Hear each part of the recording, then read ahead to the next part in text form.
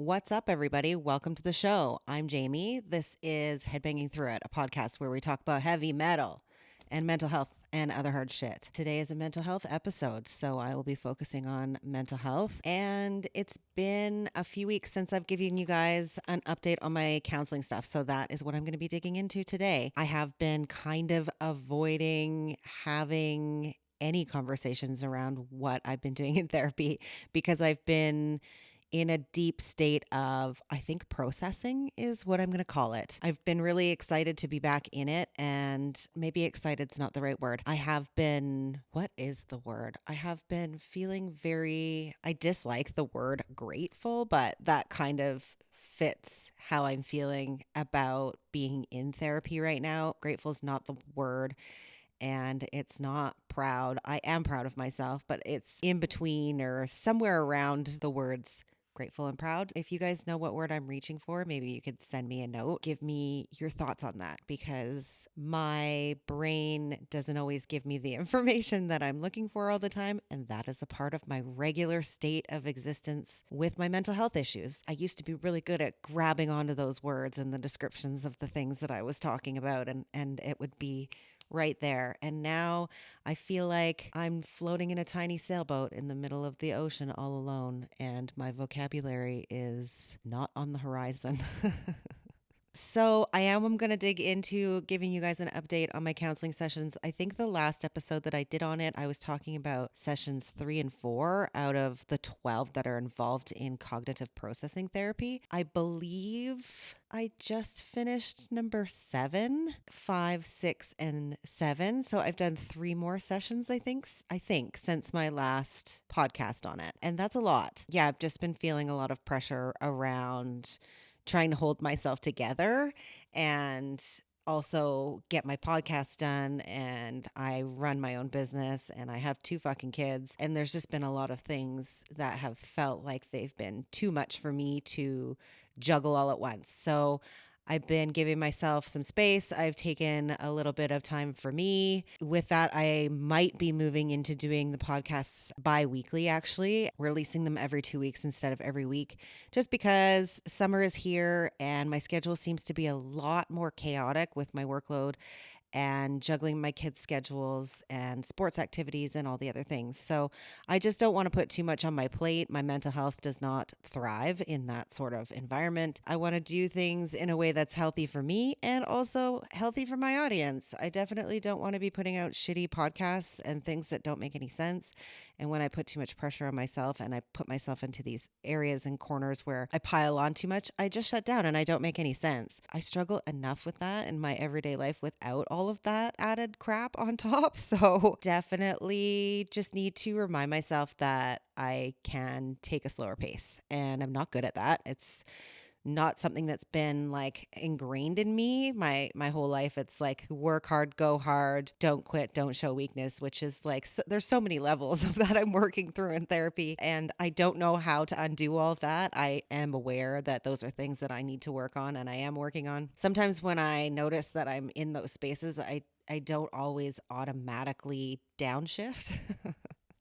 Yeah, full throttle is like not a healthy space for somebody that already lives with like an elevated heart rate and chest pain and lots of other mental health and anxiety related concerns. So slow the fuck down, Jamie. Slow the fuck down. That's the zone I'm in. And yeah, it's a weird space for me to exist in. I am not used to being like, I don't know, I fucking just feel really confused with so many things that I'm going through right now. And that's just part of the process.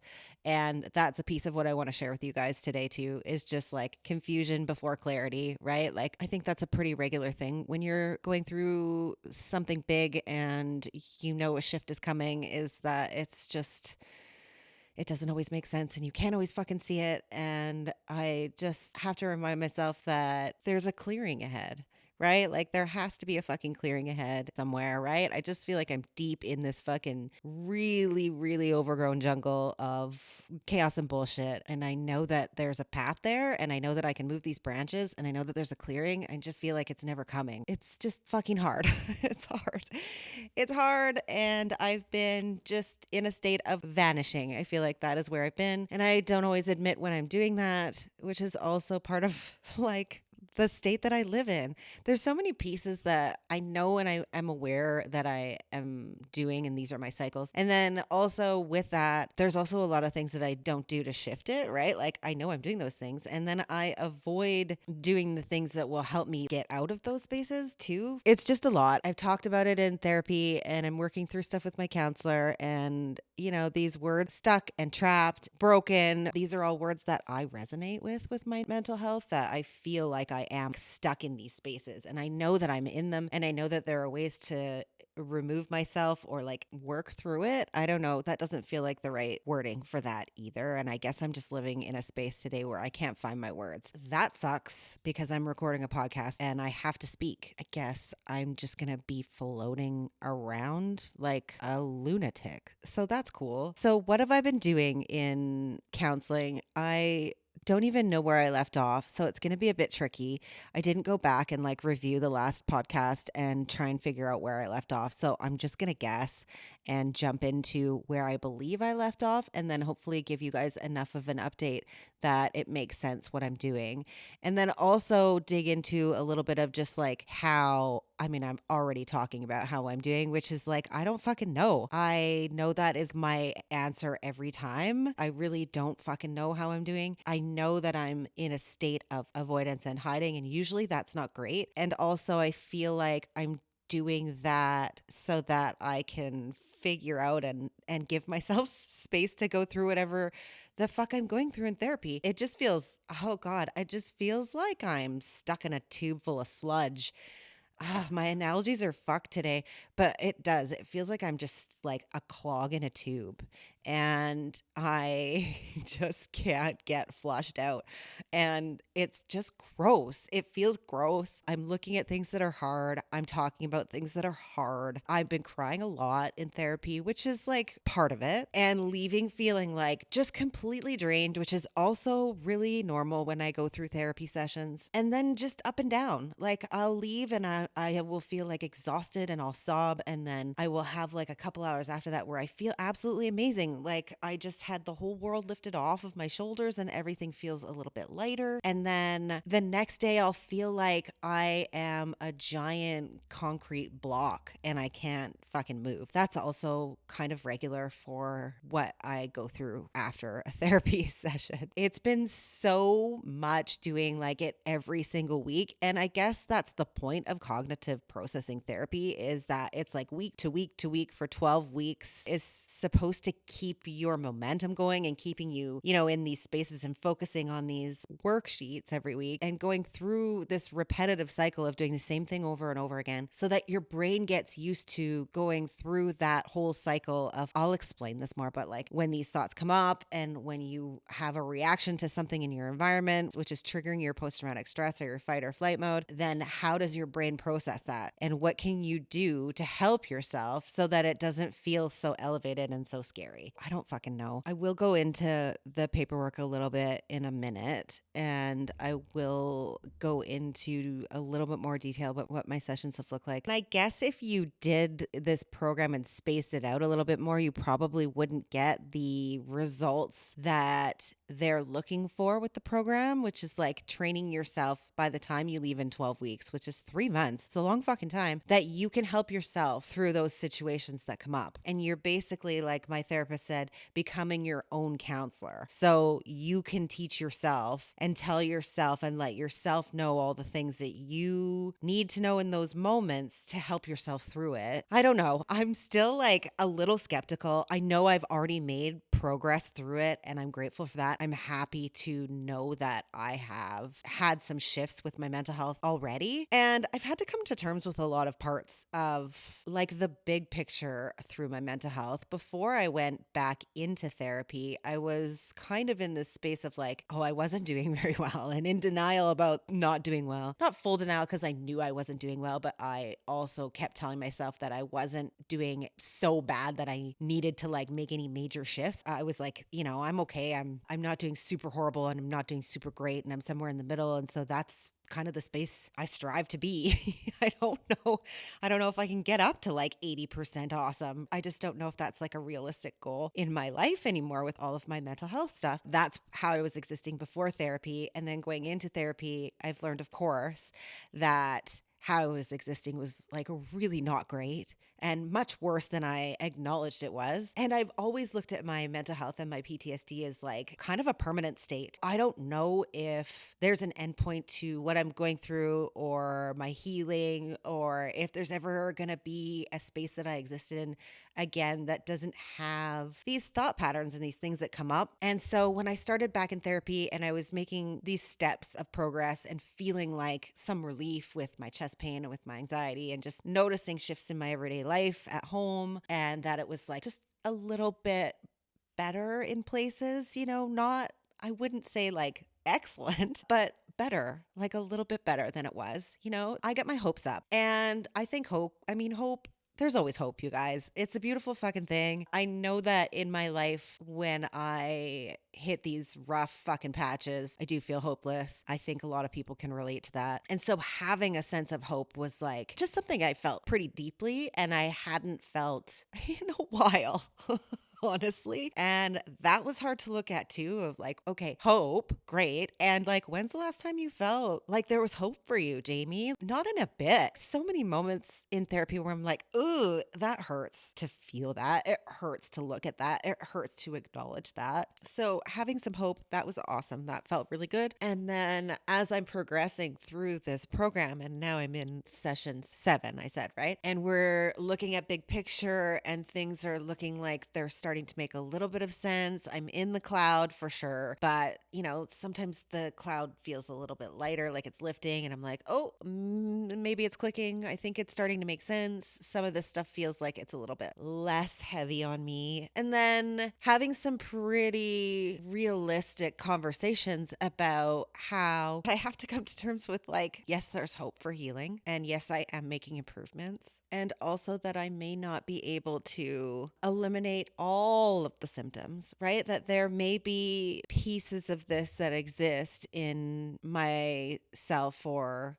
ever, that there is maybe not 100% relief for me. That was hard to look at too, because I was like, okay, well, I had kind of been in this state of feeling like my mental health existence was already permanent, and then going into therapy feeling like I got some relief and some healing and some progress, and then hope, and then holy shit, maybe I am going to be okay. Like not even okay, but just like maybe there is a space for me in my future where I am not so fearful, like just so trapped. I hate the word trapped, but like when I have these reactions and when I'm triggered by things, I'm just so frozen in this state of I can't fucking move. And when my body is reacting in those states where I'm frozen and frantic and like locked in fear, it scares the shit out of me. Being able to lessen that a little bit and have smaller reactions and not feel like I'm gonna fucking lose my mind or it's gonna kill me is like a really big deal. So having that sense of like maybe I'm gonna be okay, and then going through life and then something happens. I had a couple of incidents that triggered me. Of course, that's what happens when I go out in the world, and then feeling like full panic attack, frantic lockdown mode again, and just like despair. And then going back to therapy and working through it, and then recognizing that like, I don't know if those cycles ever stop. Maybe I'll have less of them. Maybe therapy will help dampen them. Maybe I can talk myself through the thing before it completely elevates into a space of full panic for me. If I recognize it enough in advance, and then I can like work myself through it carefully in my mind and not get to a space where I just completely have a reaction. Are they ever going to stop? The reality of that is like, maybe not. Maybe not. I am definitely going to finish this process. I'm going to do the last few sessions and see where I'm at. The focus starts to get a little bit more into specific categories after this stage. So I'll see how that goes. Up to now, it's just been kind of a lot of like picking out pieces and working through them and kind of doing the same thing over and over again. These next few weeks are also like that, but it's like more specific to overall thought patterns. Anyway, I can dig into that a little bit more. I just wanted to talk about just the overall, like how I'm doing through therapy. And that is kind of where I'm at with it. There's progress to be made. That's great. Long-term, big picture. I don't know what the answer is. I don't know if there is an answer. She also, my therapist, she's great. She also assured me that there are people out there that have experienced post-traumatic stress disorder and these kinds of mental health issues and have had success in coming out of them. I don't know. I think it's just an individual journey and everyone is different. But the last conversation through the last session, I kind of got the impression that it was more of a like hope for the best and expect that things are still going to like be there down the road. And that was a hard conversation to have and also a good reality check for me of like, I get to navigate my way through this, right? Like I'm in charge of this and I can work on it and I'm getting the skills. This is what I'm doing here. I'm learning because I want to build the skill set so that I can help myself and I'm willing to do the work. I'm showing up every week. I'm doing all these fucking worksheets that I fucking hate and I'm showing up for myself. So there is always hope. There's also the reality that some things in life just are. I also have this default of like setting kind of unrealistic goals. And I've talked about that in therapy too, because that is just like the environment that I was raised in. Strive for greatness all the time. I don't know, like greatness looks different to everybody. And do I think I've achieved greatness? Absolutely not. So it is not rational, but it is like really high goals and a lot of the times not realistic or achievable goals. And that is one of my things that I also need to make sure that I look at. 100% healed may not be a realistic goal for me. And, you know, there's no such thing as perfection in this world. Do I expect to achieve perfection? No, I don't. But finding a space of like peace, I guess, and what that peace looks like, I have to come to terms with and figure out for myself, really, like what does peace look like to me? And just like figure out a way to set a goal that is attainable, that feels good. So I'm not always feeling like I'm letting myself down because I am healing and I am making progress. And just because I haven't woke up and like felt 100% better doesn't mean that I'm not doing good things that are healthy for me and helping myself. So there's just like a lot of cycles that I'm trapped in that I forget about and I don't notice that I'm working on being more aware of. It's a lot. It's just a lot.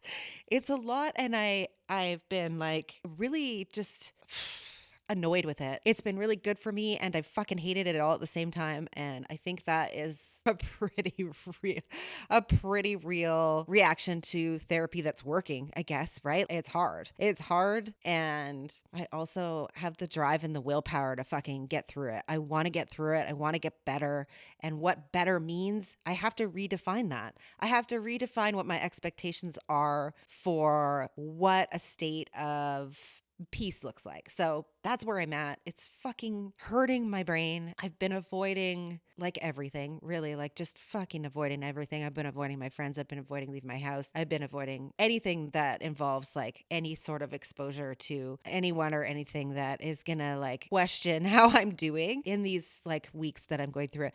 I just don't want to talk to anybody. And I haven't even wanted to do the podcast, right? I haven't wanted to talk about it. I got to the stage through the therapy sessions where I was just like full fucking forceful stop of like, no more. I don't want to let anyone in this. I don't want to talk to anybody about what I'm doing. I just need to be in a full fucking lockdown fortress right now while I figure out what the fuck is going on, because I don't know what the fuck is going on. And when I have to discuss it with anyone outside of my household, I don't know what to say. So I've just been hiding. I've been okay with that. I did break out of that this last week and I went for a walk with my friends and I haven't seen my best friend even. Like I've been avoiding her and I don't avoid her. She's my fucking person. I tell her everything. I think because I'm struggling so much with these sessions and just like, I don't know what the word is because I can't find my fucking words, but like loathing it. I leave and I'm like angry and then I'm just like sad and then I'm just like angry again and then I just want to erase my whole fucking past the 20 years of my life.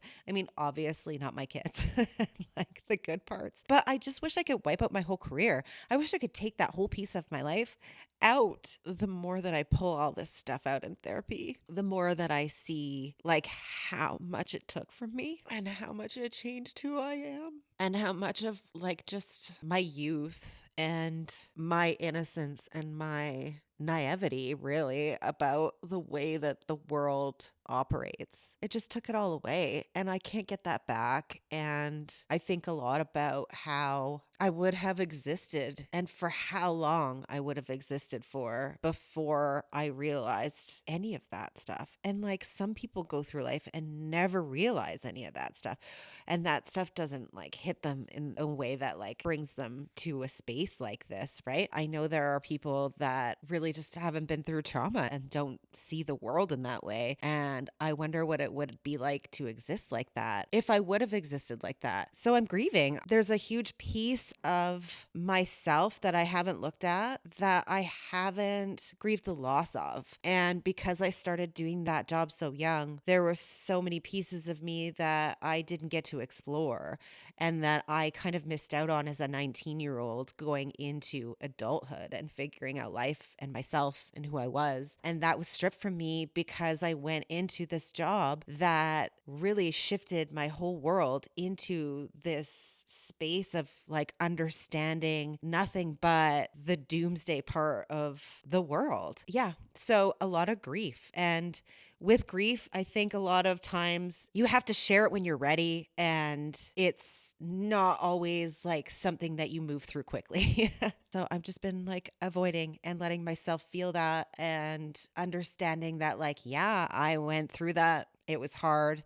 I lost some things along the way, and I need to take time because I never have in my life to grieve what I lost. Not just that I went through hard things and trying to heal my trauma, but that it took pieces of my life from me that I can't get back. I want to look at that and I want to feel that and I want to move through that and I want to just like let myself grieve the loss of what could have been. Focusing on the past and all that stuff, and there are people who are like, oh, don't look at that. It's in the past. Let it go. I don't believe that is healthy. I don't believe in any of that bullshit. I think that things that you leave behind and ignore, they just come back, right? Like, I mean, look at me. I'm 45. I was 19 when I went through this shit, you guys, and I'm just now allowing myself to look at it. And it's a big fucking deal and it's hard. So now you can see why I'm avoiding having these conversations and why I didn't want to do a fucking update today, because I actually didn't know I was going to even say that. So fuck me. It's like just a lot. It's just a lot and it's hard and also worth it. Yeah, fuck. So I did say that I was going to talk about weeks 5, 6, and 7 of cognitive processing therapy. That's what this session is supposed to be about. And here I'm like halfway through the podcast, over halfway through it, and I haven't mentioned any of that. And that's okay. If you guys listen to my podcasts, you know they're just going to go the way that they fucking go. And if you don't like that process, you don't have to listen to them, honestly. I don't think a lot of people are listening to them anyway, so it doesn't really matter. Anyways, sessions 5, 6, and 7 of cognitive processing therapy have been more worksheets. It's lots of worksheets. If you guys don't like writing on worksheets and doing homework, you're going to hate this.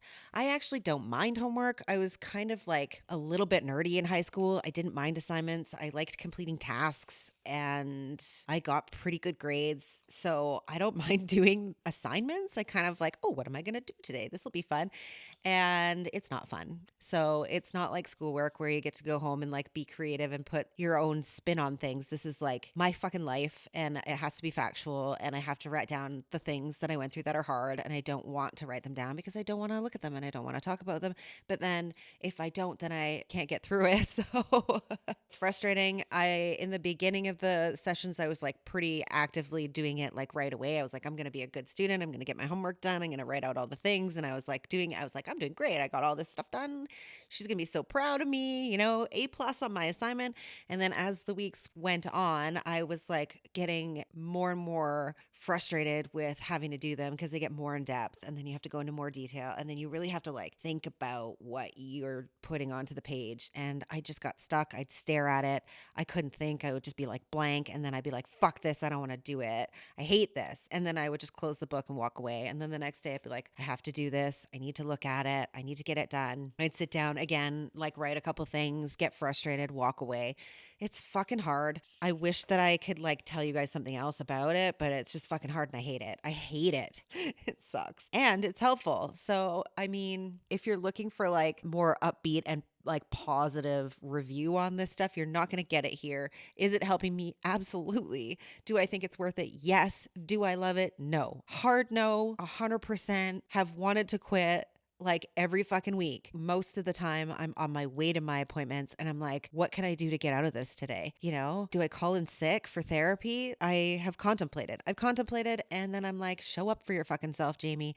No one can do this for you. No one can do it for you but you. It's gonna suck and it's gonna be hard. And if you want to get through it, you gotta show up for yourself. And I have to keep telling myself that or I'll quit. Anyways, so I don't know if I want to like get into too much detail about these worksheets because I've explained some of them already. And then it just like takes the same piece. Basically, each week it takes like the piece that you've already done and then it adds another piece. And it is more of like just taking your thought patterns. Like, so it's about your trauma, or if you have PTSD from like emergency services like me, it's like multiple traumas or the pieces that are like come up the most, right? Like when we're in these stuck places, it's usually a thought pattern that repeats itself. So we have to keep pulling out the thought patterns that keep coming up and pulling them out, writing them down, and then breaking them apart. There are lots of things that we create in our brains that we attach to our thought patterns, right? So maybe I can read you guys an example because most of these sheets have examples and I don't really love the examples, but no, these are violent. I don't know why. That's one thing that I also noticed about being in this program is like they put an example down, but if you have post-traumatic stress disorder, they are writing their examples down as like they're kind of violent examples. You could probably still create an example of a situation that wasn't so triggering. Like I feel like you could definitely find a less stressful example to put in these fucking papers that aren't going to like make people want to throw up when they're trying to do their assignments. So every time I go into therapy, she's like, oh, there's an example. And then, but trigger warning, because it's like really violent. I can use one of my own, or maybe I can just make one up to give you guys an example. Most people with post-traumatic stress disorder have safety issues. I definitely have lots this week that we're going into that I have not done any of my homework on yet. And I have another appointment in 3 fucking days is safety. Safety is a really big one, really, really, really reoccurring in my life that I do not feel safe in the world. So that's definitely one of my stuck points. I have many, but that's one of them that comes up a lot. The world is not safe. I don't feel safe in the world. Bad things happen, that kind of stuff. So if that is the thought pattern that comes up all the time, or I'm not safe, I don't feel safe, this isn't safe. What we do in these sessions with the worksheets is you have to write it down. And then there's like things that we do that we add onto our thought processes that make them worse. You know, that like blow them up into like a bigger, scarier thing, I guess. There's 5 different points that we do that we have to like look at. Am I doing this? Am I doing this? And then writing down, okay, yes, I am doing this with this thought. And then writing a note about how you're doing that thing. So for example, those 5 things. So if I'm talking about how I don't feel safe in the world, the 5 things that you can do with those thought processes that keep coming up all the time are jumping to conclusions or predicting the future, ignoring important parts of a situation, oversimplifying things like good, bad, right, wrong, or overreaching from a single incident, like applying one experience broadly. Mind reading, assuming that people are thinking negatively of you and there's no definitive evidence of this. And then the 5th one is emotional reasoning, using your emotions as proof, i.e., I feel fear, so I must be in danger. So those are the 5 things. If I am telling myself I'm not safe in the world, nothing feels safe, I'm not safe, am I jumping to conclusions? Well, fuck yeah, I'm saying I'm not safe anywhere, right? Like if I am telling myself the world's not safe, then I don't want to leave my house, which is what I do. I stay in my fucking house. I don't go out a lot. I don't really go live life in a really like freeful way. I don't. And I'm getting better. I still do things, but it's like definitely so much less than what I used to. And I would like to have some form of adventure in my fucking life again. And I will, because I'm learning and I'm growing and I'm moving through this. So I will have adventure. I do have adventure, you guys. It's just not the same as it used to be. Anyway, so jumping to conclusions. Am I jumping to conclusions when I say the world is not safe? Of course I am. The whole world isn't unsafe, right? Are there pieces and things that are going on in the world that are unsafe at times that are true? Absolutely. Is it everywhere all the time? No, it's not. So yes, I am jumping to conclusions. Check that box. Wrote it down. I do that. And then the next one is ignoring important parts of a situation. So am I ignoring parts of the situation by saying the whole world is unsafe? Of course. I'm ignoring that there are like tons and tons and tons of spaces that are completely safe and nothing bad is happening in all the time. I am shutting that piece of information off and only allowing myself the piece of information that says, warning, something bad might happen. Like a siren in my fucking brain.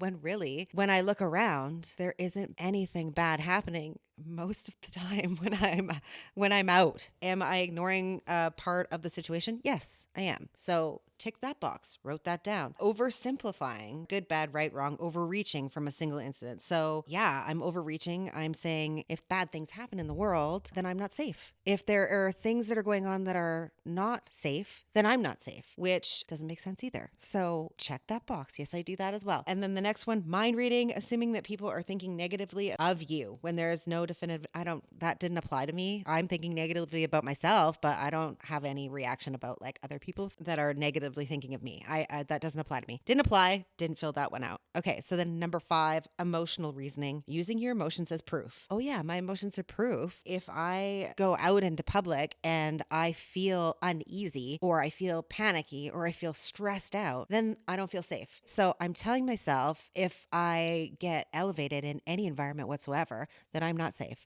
I feel fear, therefore I am not safe. So am I emotional reasoning with my stuck point of the world is unsafe? Hell yeah, I am. Like all the fucking time. Check that box, wrote it down. So that's the process. That is like one of the worksheets. And then they just progress, right? It's like it's letting yourself look at the thought processes that you have and then seeing that you are adding stuff onto it that's not true. And then taking those pieces away, like learning to say, okay, not every place that you go is unsafe, Jamie. Just because there's danger in the world and unsafe spaces and bad things happen in the world does not mean that as soon as you step out your door, something bad is going to happen. You're going to witness something bad. Everywhere you go is something bad. Recognizing that I do that, writing it down, putting it all on paper, and then letting myself process those pieces. And then after that, it just gets like even more involved. And I don't think I'll go too much into that part of it right now. The last week that we did, there might have been another worksheet that I missed in there, but it all is like about the same thing. You're taking the same points that come up over and over. You get really used to like understanding that your process and your thought patterns are repetitive, right? So there may be different versions of that come up, like I feel unsafe, the world is unsafe, bad things happen in the world. There's variations, but it's the same loop. And so you get used to recognizing, oh, that's my same stuck point. I'm doing that again. That's been really good for me too. It's just like understanding, oh, I do that. Okay, that's that stuck point. Pull that out and then look at it. What am I attaching to that? That's not true. And let's work through those steps in my brain. And then the next worksheet, the last one that we did is like basically taking all the worksheets that we've done so far and then putting them onto one worksheet, which is exhausting, you guys. Like I thought the other worksheets were hard. This one, it fucking pisses me off the most. And then you have to like rank your like emotions in it and start with your stuck point, the thought process. And then you have to like break it down. Like how strongly do you feel about this? What are the emotions that come up with it? And then go through like the steps that I just talked about.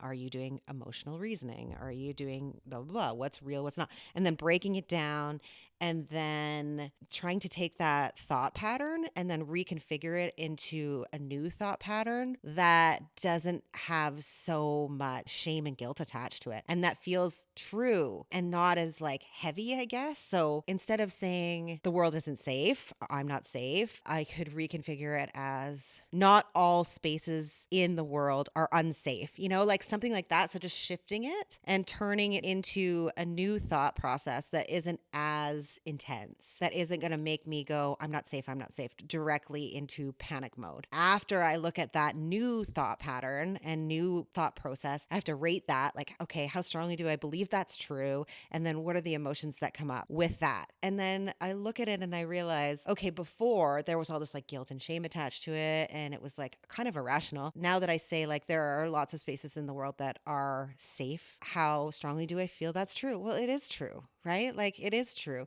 And so do I feel guilt or shame? What emotions are left there? Well, not a lot of them, right? A lot of them just fall off. I don't have anger around thinking about there being lots of safe places in the world, right? Like I'm not mad about that. Am I mad that I've told myself that the world is an unsafe place? When I think about that, I get angry. Yeah. When I think about, okay, well, the world is like not unsafe all the time. Does that make me angry? No. It doesn't. So it's like shifting one thought pattern into a new thought pattern and then recognizing how much emotion falls off that isn't needed there, right? Like how much emotion we've attached to these statements that isn't necessary. So it's a lot. It is exhausting and it's pissed me off. I have more homework that I haven't done. Anyways, that's the update. So then the next few weeks, it breaks down into more specific categories. I can't remember what they all are, but I have five sessions left, I think. Five. So from here, this first week, we're focusing on safety. And then after that, it's like trust. And then there's like one about control and power. And then there's two more that I don't remember. And then after that, I'm like set free to do my best to counsel myself basically and like help myself get through these points in my life where I feel like I don't feel safe or I don't feel good about whatever. If I'm having a reaction and my anxiety's being spiked or it triggers my PTSD, being able to like more safely and healthily work through it so that I don't fall into panic, fight or flight mode and then lock myself in my house for a month. That's the goal. That is the expectation. I think that's a reasonable goal. We'll just see what that looks like when the sessions are over. And I have to keep looking at and being okay with the space around the fact that maybe I won't be 100% untriggered for the rest of my life. And hard truth, it is just my existence. And again, part of my grieving, right? Part of my grieving is like being okay with the fact that I lost something in my life. My path took me here. I wouldn't be the human I am today if I hadn't gone through all those things. And just acceptance, I guess. I don't know. It is okay to look at it. It's okay to be angry with some aspects about it. It's okay to feel sadness. It's okay to feel grief for the loss of the pieces of my youth that I can't have back. I can also find a way to exist that isn't miserable and has some peace, right? Like I do have lots of moments of happiness and joy. I also have lots of spiraling and stress and triggers and mental health crashes. So if I can find a way to have a little bit more joy and a little less health crashes, I think that that is a realistic and reasonable goal to achieve. Not perfection, just a space that is a little bit easier to exist in. So that's where I'm at. I think before I have another like meltdown in this podcast, I'm going to wrap it up. I don't know what my next episode will be. I'm going to take another break from doing these and then I'll give you an update on my CPT sessions. I don't know when, a couple weeks, maybe longer. I'm just going to like let myself go through it the way I need to go through it. And there will be an update at some point. And then I am just like reconfiguring and figuring out my mental health episodes and who knows what I'll talk about next. I have a lot of good ideas. My brain is spinning in a lot of different ways about things that I want to talk about and guests that I want to have on and things that I want to discuss. So we'll see how it goes. I definitely have lots and lots of ideas and I won't run out of those, I don't think, because mental health talks are fucking endless in my life. I feel like I have one sentence that I spew out in an episode and then I'm like, I could do a whole fucking episode on that sentence. So the next episode won't be about CPT, you guys. It'll be about something else, but stay tuned because it will be about something real, raw, and fucking honest and mental health related. And I will see you guys next time. We'll headbang through some more shit. Peace.